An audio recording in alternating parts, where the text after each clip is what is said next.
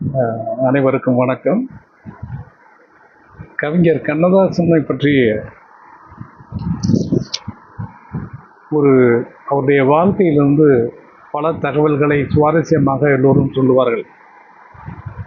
அவர் சிறுகுடல்பட்டியிலே இருக்கின்ற ஒரு அம்மை, அதனுடைய காளிதாசனை போல அந்த அம்மையினுடைய அருள் பெற்றவர் என்று சொல்லுவார்கள்.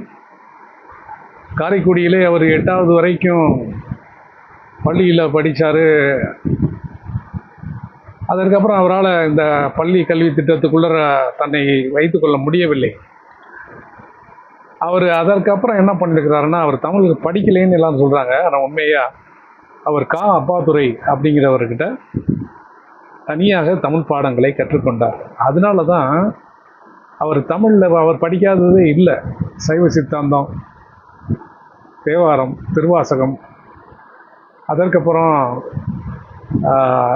கம்பனுடைய ராமாயணம், இளங்கோவடிகள், சிலப்பதிகாரம் எல்லாத்தையும் படிச்சிருக்கார கண்டவர் அவர். அதனால தான் அவருடைய பாடல்களில் நிறைய அந்த இலக்கியங்கள்லேருந்து பாரதியின் சந்தங்களை வாங்கியிருப்பார். இலக்கியங்கள்லேருந்து நிறைய விஷயங்களை எடுத்துகிட்டு இவர் தன்னுடைய புதுமையை கட்டியிருக்கிறார்.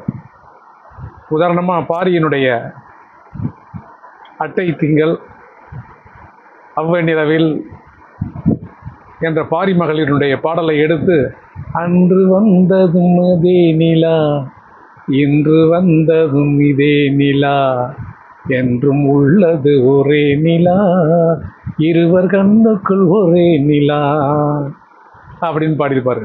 அதே மாதிரி சர்.சி.வி. ராமன் கண்டுபிடிக்கிற காலத்துக்கு முன்னாடியே அவர் இந்த கேள்வியை கேட்குறாரு. வானம் எதனால நீலம் இருக்கிறது? நீல நிறம் வானுக்கும் கடலுக்கும் நீல நிறம், காரணம் ஏன் கண்ணே உன் கண்ணோ நீல நிறம் என்று ஒரு நவீன சிந்தனைகளை எல்லாம் உள்ளார அடக்கி வைத்ததற்கு கண்ணதாசனுடைய வாழ்க்கையும் அவருடைய தமிழ் பற்றும் தமிழ் அறிவும் காரணம். அப்பாத்துரையாரோட அவர் படிக்கின்ற பொழுது அவர் திருவாசகம், திருமந்திரம்லாம் நிறைய கேள்வி கேட்டாருன்னு நினைக்கிறோம். ஈர்த்த இலக்கியங்களில் ஒன்று கூட விட முடியாது. மாணிக்கவாசகருடைய திருவம்பாவை எல்லாமே அவர் ஈர்த்திருக்கு.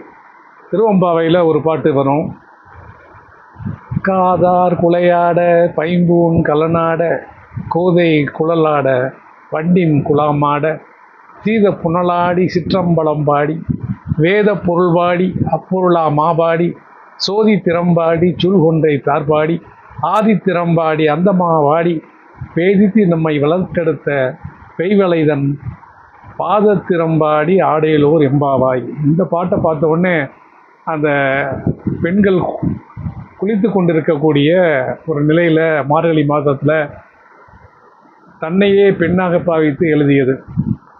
சரி, மாணிக்கவாசகருக்கு முன்னாடியே இதே சந்தம், 1 2 ஆட ஓர் ஒன்றும் உடனாட, ஒன்றினில் 3 ஆட ஓர் 7 ஒத்தாட, ஒன்றினால் ஆட ஓர் 9 உடனாட, மன்றினில் ஆடினான் மாணிக்க கூத்தே.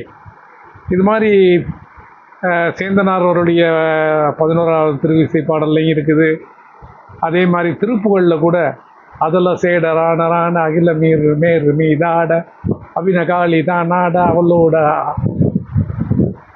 அன்று அதிர வீதி வாதிடம் விடையிலேறு வாராட அருகு பூத வேதாள மவையாட மதுரவாணி தான் நாட மலரில் வேதனாராட மருகுவான் உளராட மதியாட மனச மாமியாராட நெடிய மாமனாராட மயிலுமாடி நீயாடி வரவேணும் அப்படின்னு திருப்புகழ் பாடல் இருக்குது. கம்பராமாயணத்தில் இதே காட்சிகள் எல்லாம் இருக்கிறது. இது அத்தனையும் கொண்டு வந்து நம்மக்கிட்ட கொடுக்குறாரு. கட்டோடு குடலாட ஆட ஆட பொட்டோடு நகையாட ஆட ஆட கொண்டாடு மயிலே நீயாடு கட்டோடு குடலாட ஆட பாவாடை காத்தாட ஆட ஆட காலோடு கால் பின்னி ஆட ஆட கல்லுண்ட வந்தாக ஆடு முதிராத நெல்லாட ஆட ஆட முளைக்காத சொல்லாட ஆட ஆட சதிராடு தமிழே நீயாடு கட்டோடு குழலாட ஆட. இப்படி தமிழ் ஆடுதான் இப்படி கொஞ்சி அப்படி